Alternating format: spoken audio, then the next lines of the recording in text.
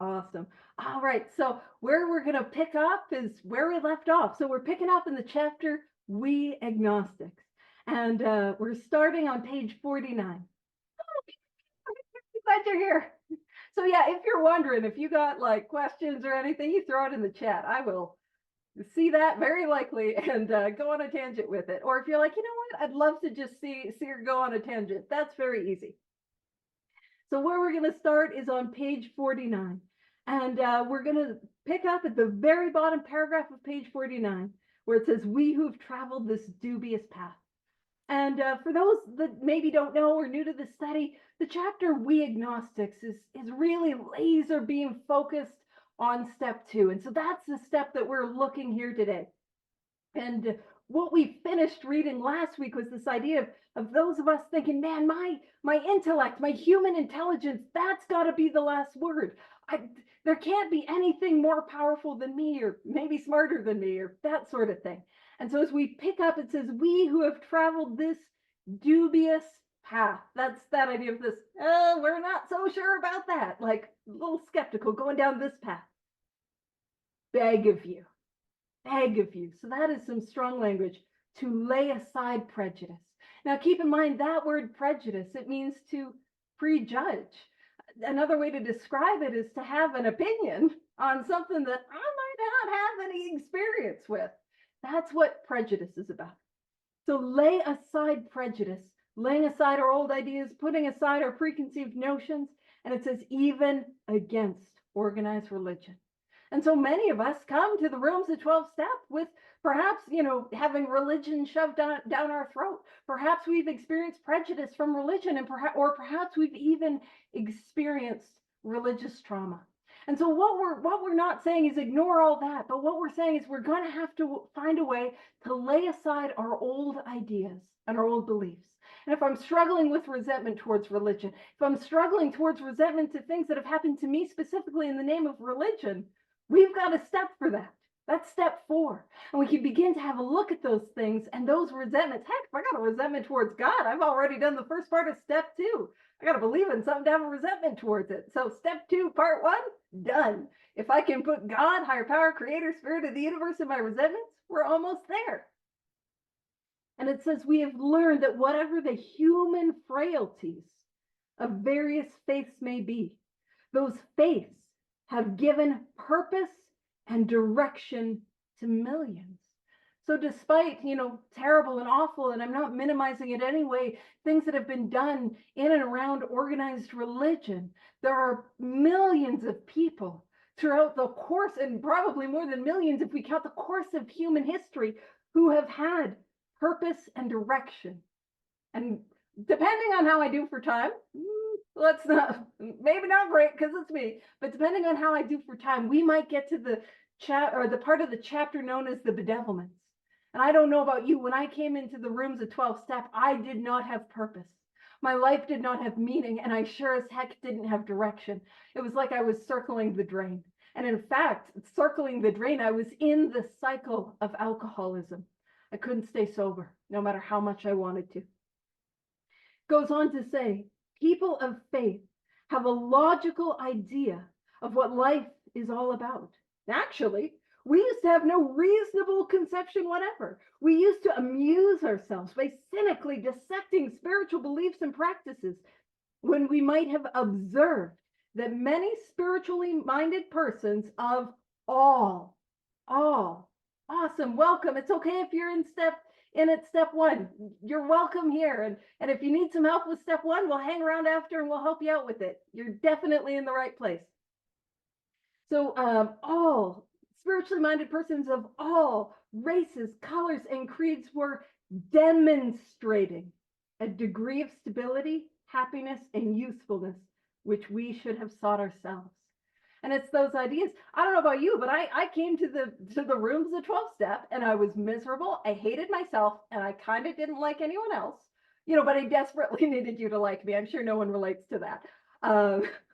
But the people in the rooms, man, I don't know about you. I could find somebody to judge, and I could find somebody who's doing it wrong. But there were people who were demonstrating that happiness and that stability and that usefulness that was so elusive. Now, for myself as a recovered member, my responsibility is to demonstrate. Y'all know how much I love the big book, and I will point to it and I will give it a thump here or there. But my job isn't to tell you what to do. My job is to live my life in such a way where you cannot deny that there has been a change that has happened to me. My job is to be a demonstration. And how do I demonstrate this power? Well, I work these steps as a way of life, like my life depends on it, because it does. All right. So let's pop over to page 50. So it says, instead, we looked at the human defects of these people and sometimes use their shortcomings as a basis for wholesale condemnation. So you ever find somebody in a meeting you don't like and judge the whole fellowship based on that one jerk who's doing it wrong? Or did you grow up in maybe a religious household and you see Aunt Betsy who's doing some shady stuff and you're like, man, Aunt Betsy, get off my back. I do not have an Aunt Betsy, so I don't know where that came from, even a little bit. Am I discrediting the whole based on some human defects, some human shortcomings? And I'm going to spoil the ending a little bit for some of you guys who haven't gotten to your fourth step. Spoilers. Did not put a spoiler alert in the description of this study. But you know what I'll find? You know those people that I'm judging? I probably do the stuff that I'm judging them for. And I probably do it a lot more than they do. Oh man. And if you don't believe me, don't worry. Let's go do a fourth step and prove me wrong. But you don't have to have good motives to do this stuff. You can do the steps just to prove me wrong. That's fine. All right.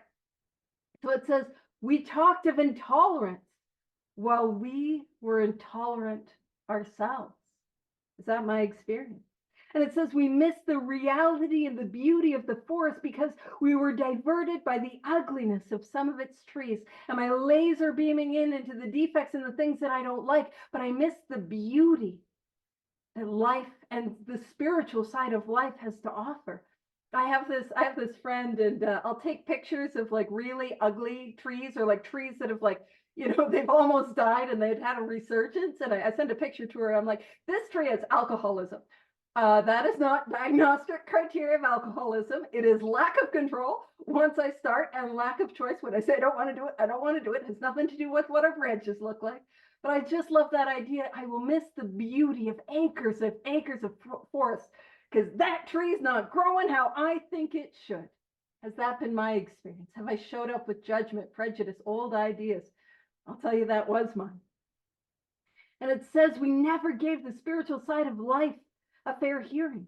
In the personal stories, you will find a wide variation in the way each teller approaches and conceives of the capital P power, which is greater than himself. So wide variation, we have a whole variety, wide, differing conceptions, and that is okay. The conception that you are bringing to this study here today is enough. And if you don't believe me, well, I'll read it, it'll say it. It says, whether we agree with a particular approach or conception seems to make little difference. What I think of the God of your understanding doesn't matter at all. Doesn't matter. Your power, the power that you are able to believe in right now, it's the starting blocks. We're just starting this thing. It is enough. And it says experience. And that's this whole thing is based on experience. It's not about what I know in here and my good ideas and my plans and designs.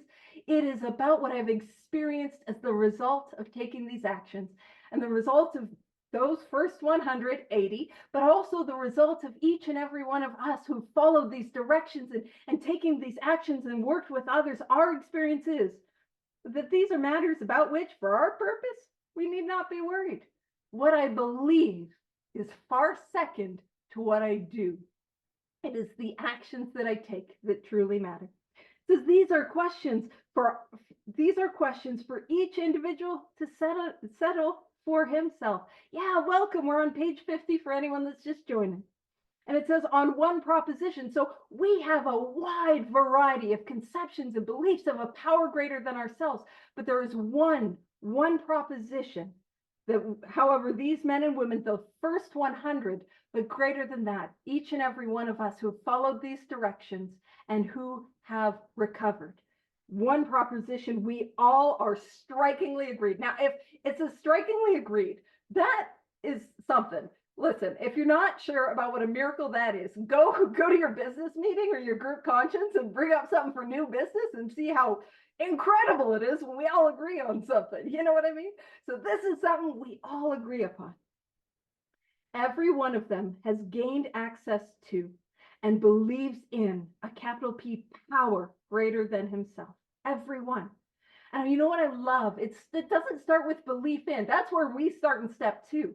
But what comes first is what is most important. What I believe, second, to what I access, to what I experience, to what is working through me, because this is about power. And in step 1, I come to find out I have no power. In step 2, I'm just believing, could there be a power? That's it. And as a result of the rest of the steps, we're going to gain access to that. That is what matters. And it says, this power has in each case accomplished the miraculous, the humanly impossible. You know what's miraculous and humanly impossible? Permanent, contented sobriety. I don't know about you, but like that's a pretty big deal. I couldn't access that. And yeah, like Terry put in the chat, this is about I was going to try to conjugate that word. I don't know if you conjugate words. No, it's a verb. It's a verb. Look at me doing a little bit of grammar. I couldn't conjugate acquire, but that it's about us accessing that power. That's what this is about. I just got to believe that there's a power. At this point, I don't need to understand the power. I don't have to like the power. My power doesn't have to look like Rob's power. We're glad you're here. We absolutely will. Stick around and we're going to make sure we get you connected and get you so you're not alone. I'm so glad you're here. So it says, so each one of every one of them has gained access to and believes in a power greater than themselves. This power has in each case accomplished the miraculous, the humanly impossible. As a celebrated American statesman put it, let's look at the record. And so if you're wondering, what the heck does that mean? So you can make a little note if you're writing in your book. That's Alfred Smith. He was a politician. He was the 4-time governor of the state of New York. And he ran for the presidency and lost. And that was one of his political slogans. And keep in mind, Bill Wilson, he lives in New York City. And so he would have been familiar with some of the political slogans of Alfred Smith. And, we spoke about the prosaic steel girder, the metal I-beam, the skyscrapers that are being built. And so when Alfred Smith was saying, let's look at the record, essentially what he's saying is like, let's look at what works. And that's what we're being called to do. Let's see what works. And so it says, here are thousands of men and women, worldly indeed. Worldly means that we're not living up in a monastery in the mountains. Although sometimes, you guys, I could use the quiet time, all I'm saying.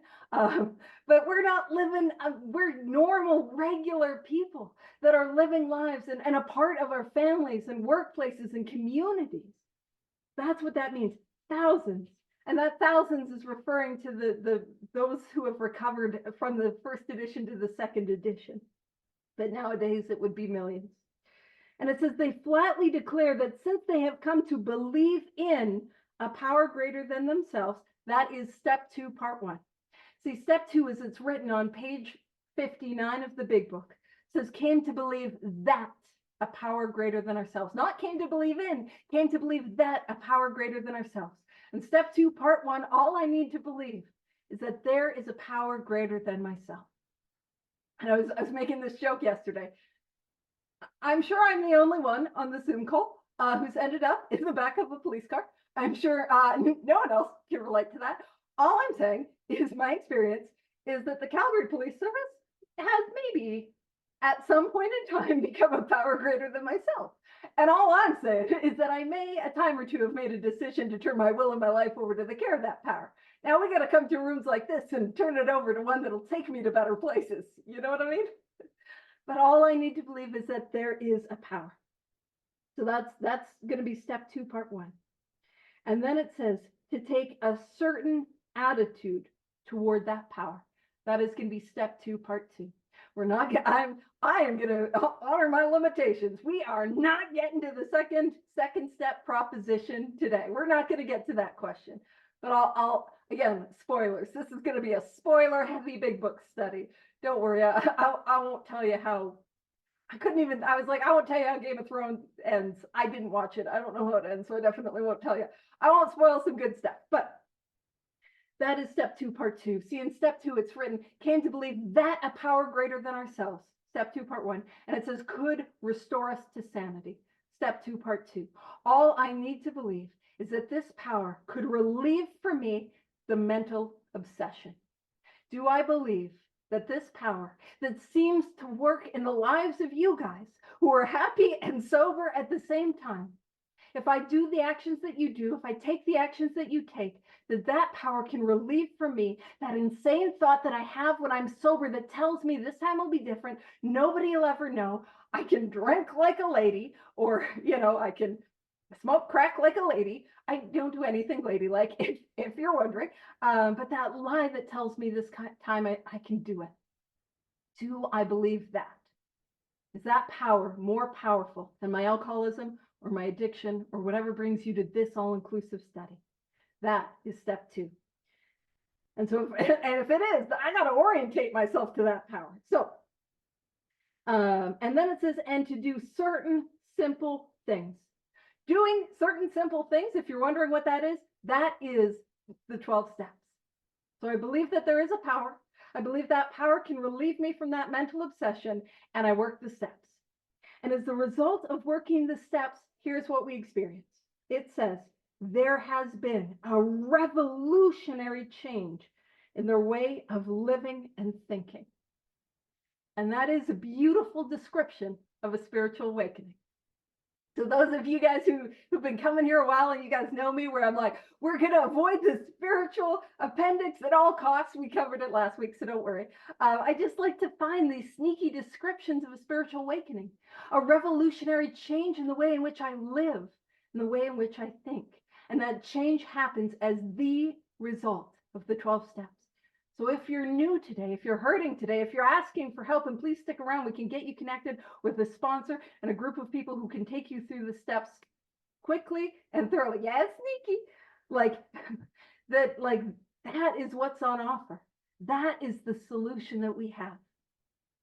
And so, and our job is to help you. This revolutionary change as the result of the steps. That's how we get there. And it says, in the face of collapse and despair, in the face of the total failure of their human resources. That sounds like a step 1 to me. I know, who would have thought that I would spend all my time at the bottom of page 50? I love it. It's so sneaky. That sounds like a step 1. And I'm just going to kind of go into step 1 a little bit, because we got some people who are new and are like, I'm at step 1. So heck yeah. How do I get to this place of collapse and despair? How do I get to this place where my human resources have totally and utterly failed? Well, I have a physical allergy. Once I start, I cannot control the amount that I take. And what happens for me is I do that. I use and I drink, or whatever brings you to this study, and I burn it to the ground again. I destroy relationships because I can't control it. I end up in consequences because I can't control it. But the real thing, the real kicker, is I will come to the morning after doing that, and I will say, that's it. I don't want to do it again. I'm done. I never want to do it again. And I go back to it time and time and time and time again. Despite wanting to stay sober, despite having to stay sober, despite needing to stay sober, my human resources, man, I'll throw everything and anything I can at this thing. And it doesn't work. And I get drunk or high or loaded or whatever, I do it again. And at some point I come to the end of myself, and I come to this place of hopelessness. And that sounds like a step 1 experience to me. And then, don't worry, we're going to take a hard pivot to some more solutions, because then we go from hopeless to hope in this thing. It says, so in the face of the collapse and despair, in the face of the total failure of their human resources, they found a new power, peace, happiness, and sense of direction flowed into them. Again, that is another sneaky. description of what a spiritual awakening looks like.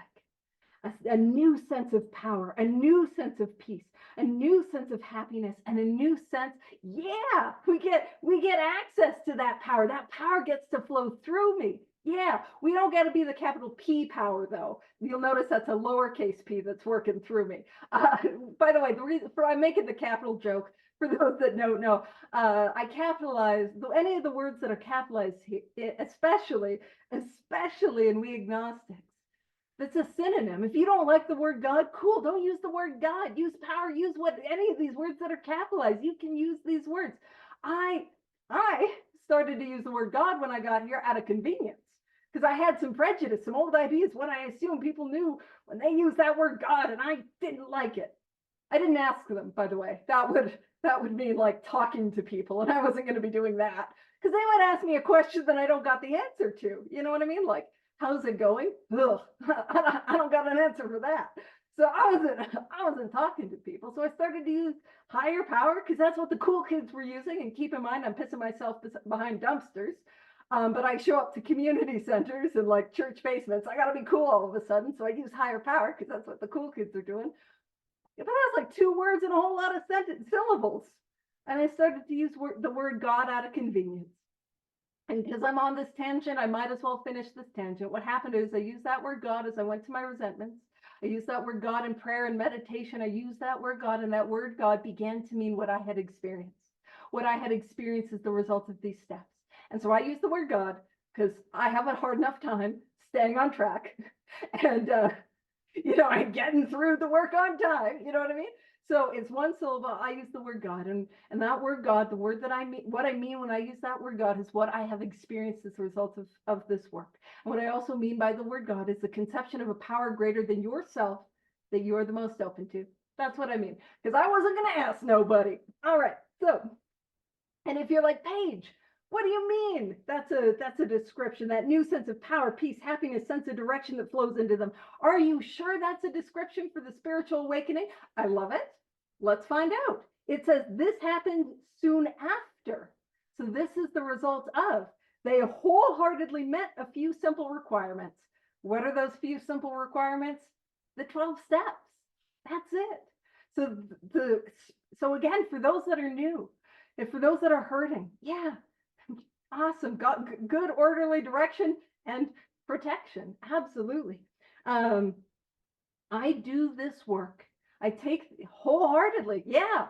We're going to get to the point in how it works here in a little bit. No worries. I think it was great. Sorry. There's a whole conversation going on in the chat, and I'm like, too many things at once. Ah!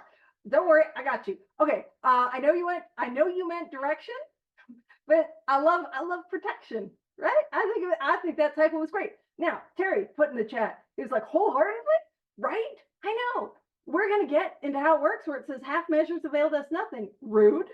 Because you know what, I would like some half measures to avail me at least half.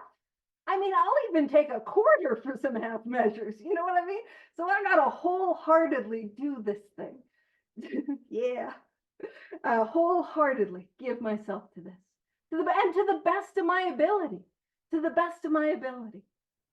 And it says, once confused and baffled by the seeming futility of existence. Anyone ever have that feeling of what is the point of my life? What is the point of my existence? Why am I even here? That. They show the underlying reasons why they were making heavy going of life. We're going to talk about those underlying reasons. Oh, we might get to the bedevilments today. Who knows? Okay. And it says, leaving aside the drink question. So we're laying aside our alcohol use. We're laying aside our drug use. We're laying aside our gambling or codependency or whatever brings you to the study today. Laying that aside, they tell why living was so unsatisfactory. So we're going to go a little bit deeper and see what's going on for us. And it says they show how the change came over them. Change sounds like another description of a spiritual awakening to me. I know it's not as flowery and it's change, but that's what I'm after here. I'm after a change, and it's a change that I couldn't bring about myself alone. They show, and I love that it is show. We are going to demonstrate. We're not going to lecture. I know I talked for about 50 minutes, but we're not going to lecture. We're going to demonstrate with our actions and show you how it's happened to us. And I love this. When many hundreds of people are able to say that the consciousness of the capital P, capital G, presence of God is today the most important fact of their lives, they present a powerful reason why one should have faith. When I see people who have felt the way that I've felt, who have experienced despair and loneliness and just that utter desperation, and they are happy and smiling and laughing at each other, like with each other, and they're able to say that the consciousness, now for those, you remember consciousness, it's Latin, with knowing. So I come to we agnostics without knowing. The word agnostic, it's Greek, without knowing, without that heart level relationship knowing, that with knowing, I know, and in my heart, the presence, and I love that God is a present tense verb. Presence of God is the most important fact of their lives. I mean, those of us who have recovered, those of us who have done this work, that is our experience. The consciousness of the presence of God is the most important fact, not theory, not a like, yeah, that sounds like a good idea and some old timer back in 82 told me to do it. No. Oh God, I just realized 82 is a while ago and I had an existential crisis. We're not going to talk about the futility of existence. We got God. Anywho, but that's that idea, is we see that demonstration in the lives of others. And that's what's on offer. And I want you to know, if you're new here today or you're not new here today, and if you're like, man, the consciousness of the presence of God, I mean, that's not, man, I don't even know if I've experienced that. What I want you to know is our lives depend on helping you. New, coming back, been around this thing a while. The magic is gone. Our very lives depend on helping you have this experience. So if you have not had it yet, let us help you. And if you've not had it yet, it does not take long to get well. And so, I mean, this whole part of the book is like, hey, let's change our mind about this God idea. Let's change our mind about this higher power idea. And now we're going to get into this next paragraph of why it might be a good idea to change our minds.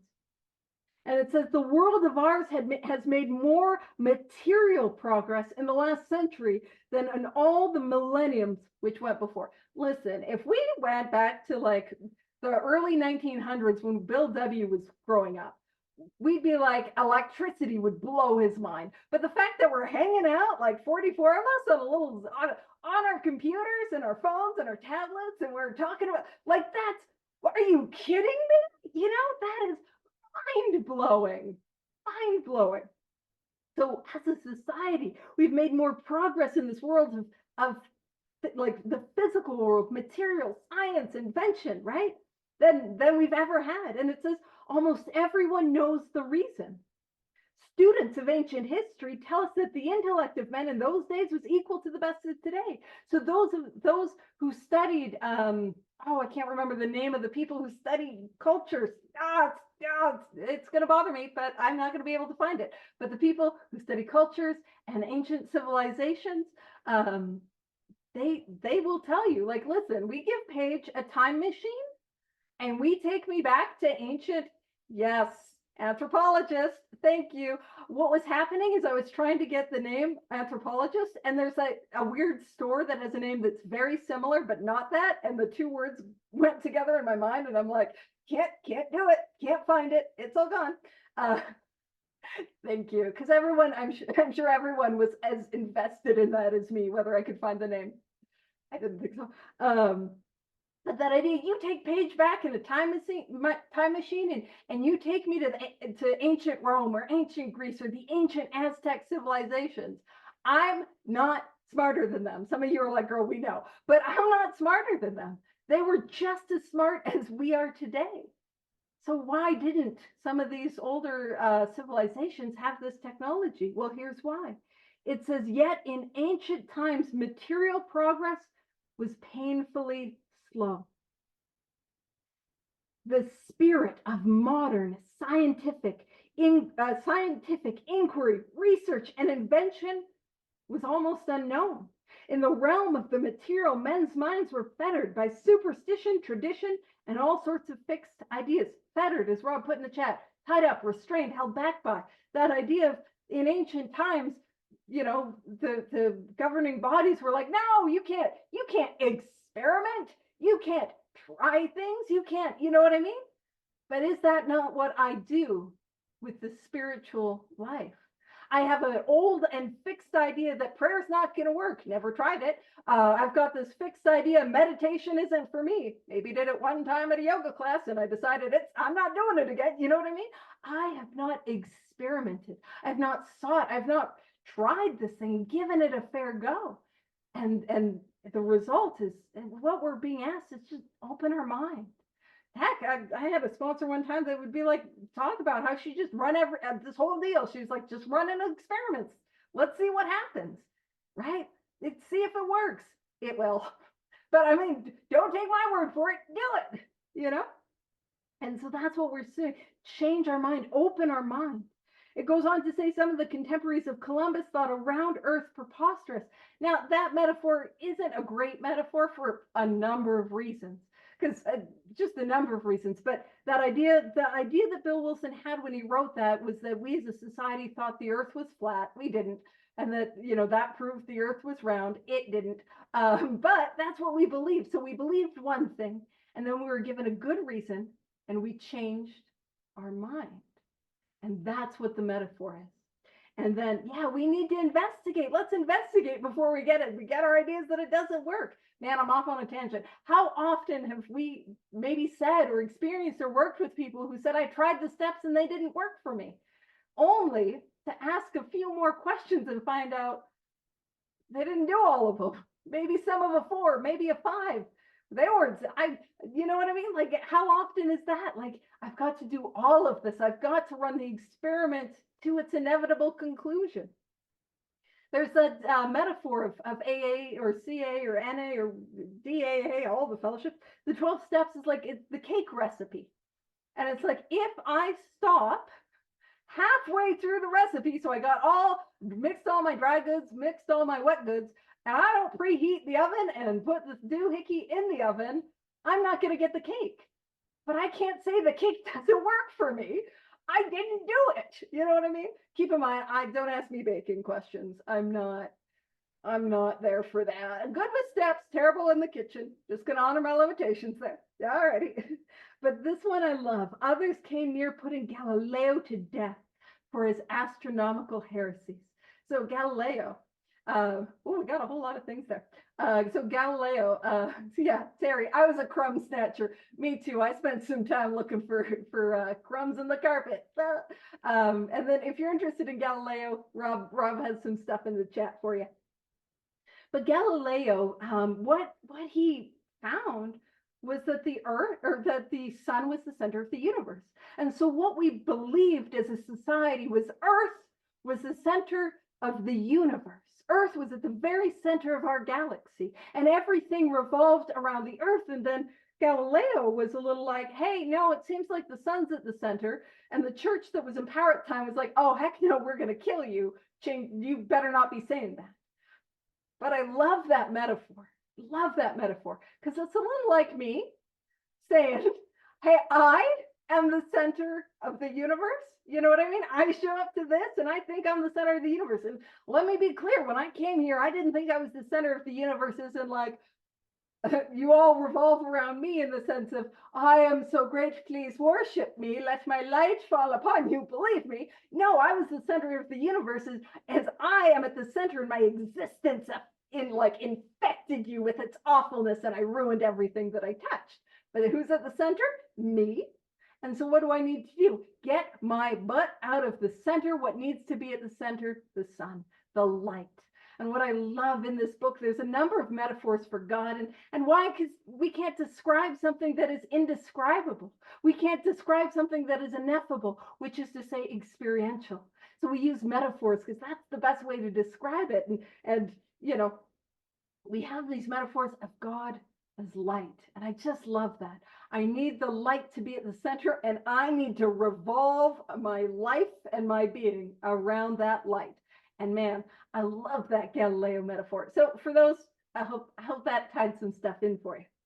And then it says, we asked ourselves this: are not some of us, it's a real, by the way, real gentle way to phrase that. Not like you are biased. Some of us, just if you're working with a sponsee who's a little resistant, is it possible? You know what I mean? Are not some of us just as biased and unreasonable about the realm of the spirit as were the ancients about the realm of the material? Have I not been as closed-minded about spiritual things? And no, that doesn't work. Prayer doesn't work for me. Meditate, inventory couldn't possibly help, Have I not been as biased and reasonable about that as people were in ancient times where, you can't, it's do science. That's heresy, right? And so now what we're getting into is this beautiful metaphor that, man, I was so confused by for such a long time. So we're going to talk about the airplane. And it's like, what? Why are we talking about the airplane? I'm dying of this illness. What? Right? Like, I didn't get that. But again, why there's so many metaphors is because it's so hard to describe something that's experiential. And so it says, even in the present century, American newspapers were afraid to print an account of the Wright brothers' first successful flight at Kitty Hawk. Had not all efforts at flight failed before? Did not Professor Langley's flying machine go to the bottom of the Potomac River? Was it not true that the best mathematical minds had proved that man could never fly? Had not people said that God had reserved this privilege to the birds? Now I'm going to pause there and I'm going to explain this because, man, it made no sense to me when I got here. And so what the heck does this have to do with anything?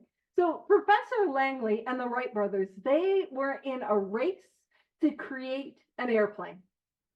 And Professor Langley, he was this well-known scientist, and he'd been given a grant by the U.S. Army. And I always like to point out, he was given the grant by the Army, but not the Air Force, because the Air Force didn't exist, because they didn't have the airplane. Just thought that was a fun little point that, like, I wouldn't have thought of, you know what I mean? So he was given something like $50,000, and that's like $15,000 like those days money, not inflated. Like, he was given a lot of money, to build this airplane. And so he's got all this power, all this money, all these resources, and he creates this flying machine. And it was called the aerodrome. So how much more fun? I mean, I'm biased. I really enjoy flying. I really enjoy airports. I know I'm weird. But how much more fun would it be if you're like, I'm going to the airport to catch a flight with the aerodrome? Aerodrome, rock and roll. I don't know. But he invented this aerodrome. And he put it on a boat. And the Potomac, for those that don't know, it's a river that's in Washington, D.C. And so he put this aerodrome on this boat, and it had a catapult. And it was going to launch the aerodrome off, and that velocity was going to get it going, and it was going to fly.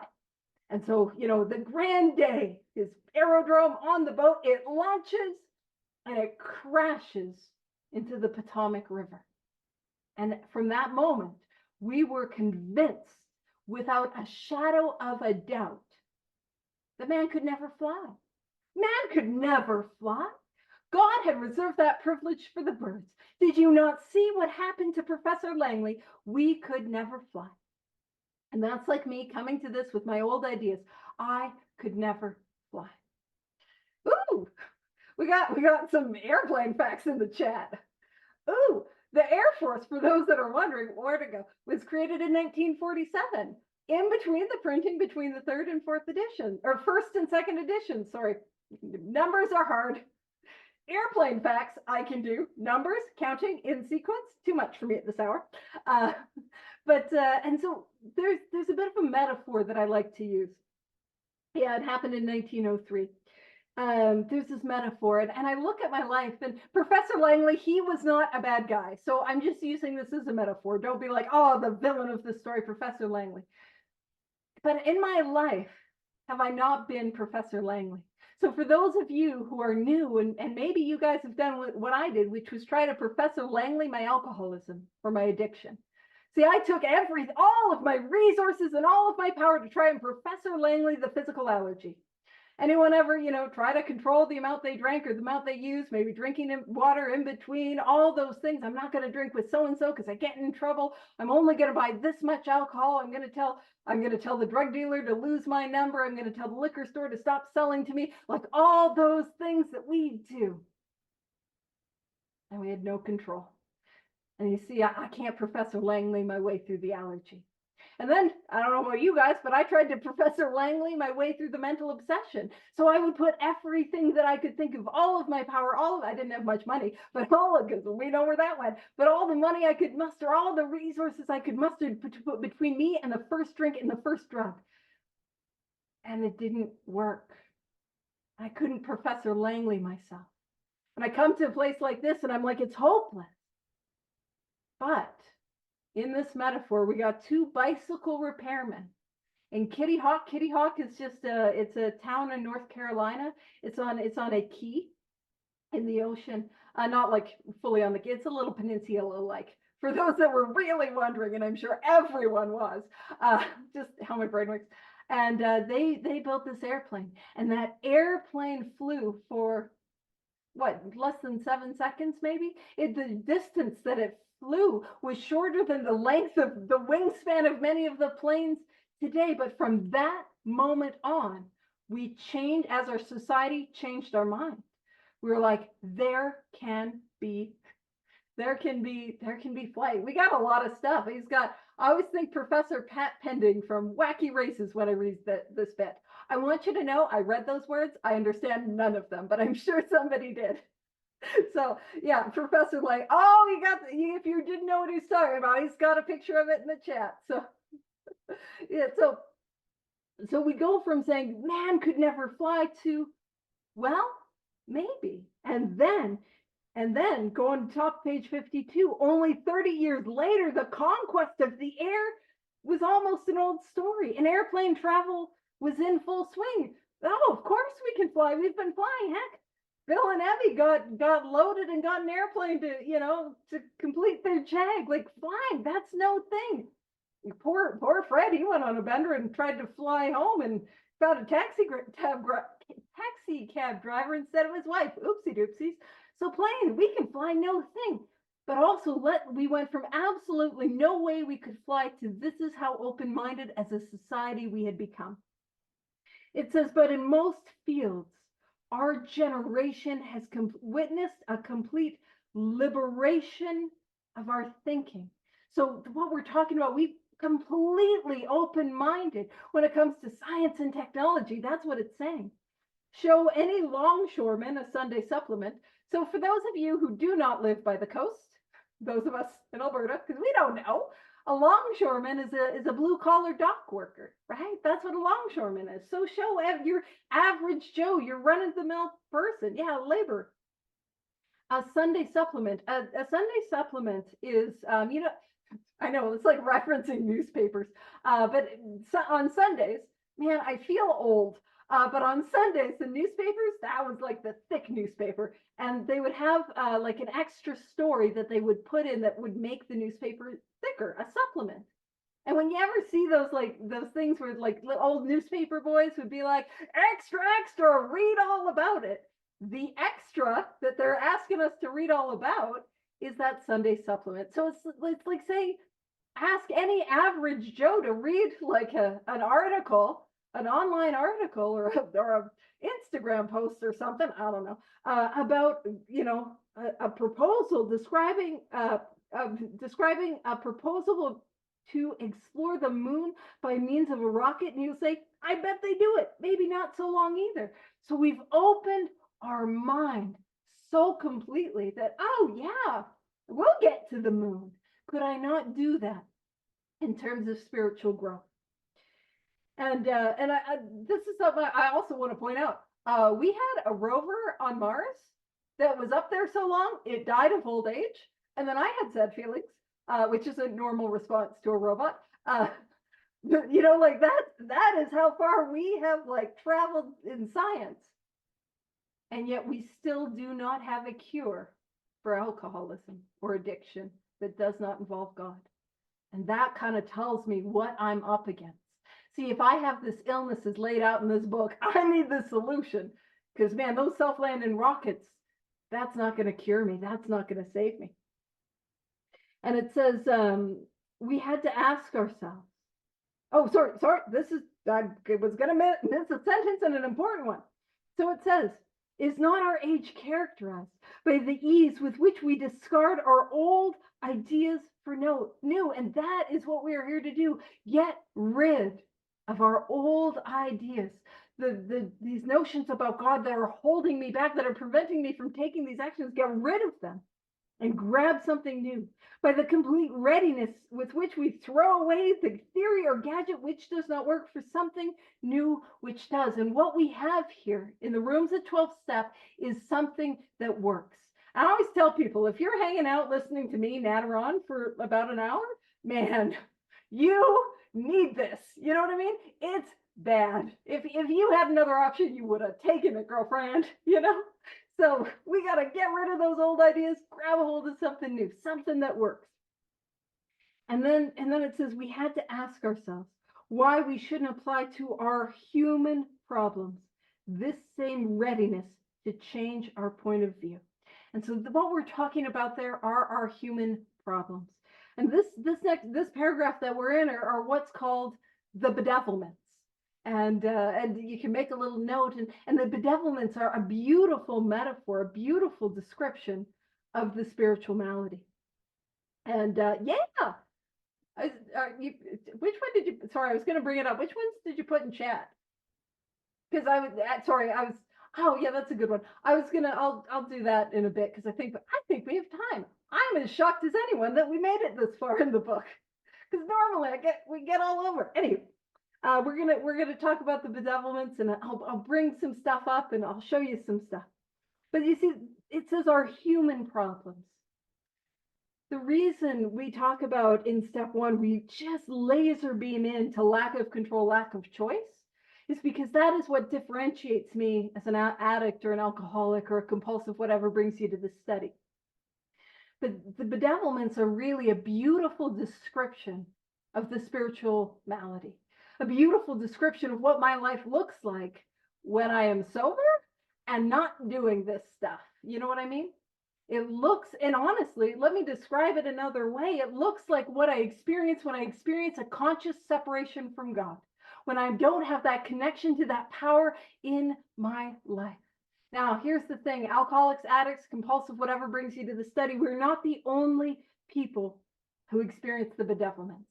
But the consequences of the bedevilments are that for people like me, it fuels that mental obsession, and I will drink or use or act out again. And just something I heard it described this beautiful, beautiful metaphor. And clearly I love my metaphors. So if you don't, I'm so sorry. This has probably been a very long big book study for you. But thanks for sticking with me if you're not a fan of metaphors. But there's this beautiful metaphor that the alcoholic or the addict is a lot like a canary in the mine shaft.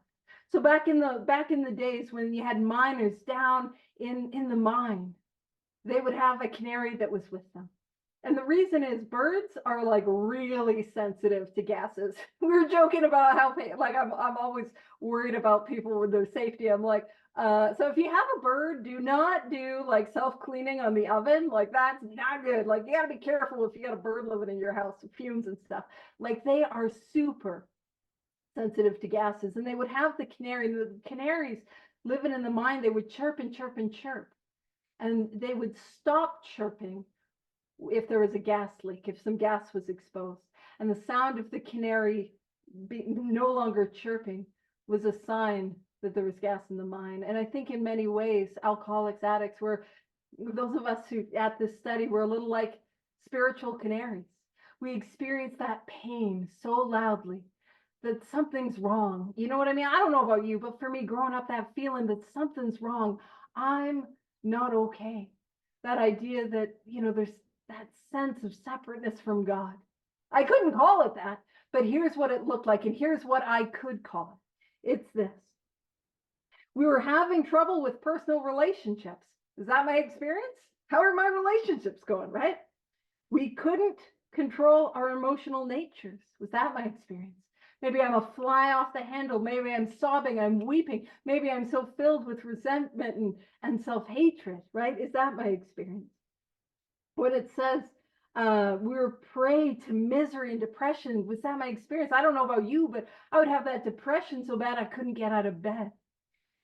We couldn't make a living. Now that couldn't make a living, sometimes that means like I was not even anywhere near employable. Well, I was in Alberta during an economic boom. They weren't firing many people, but I should have been. I'd miss work for a month and then show up like nothing happened. Anyone ever do that? They didn't let me go.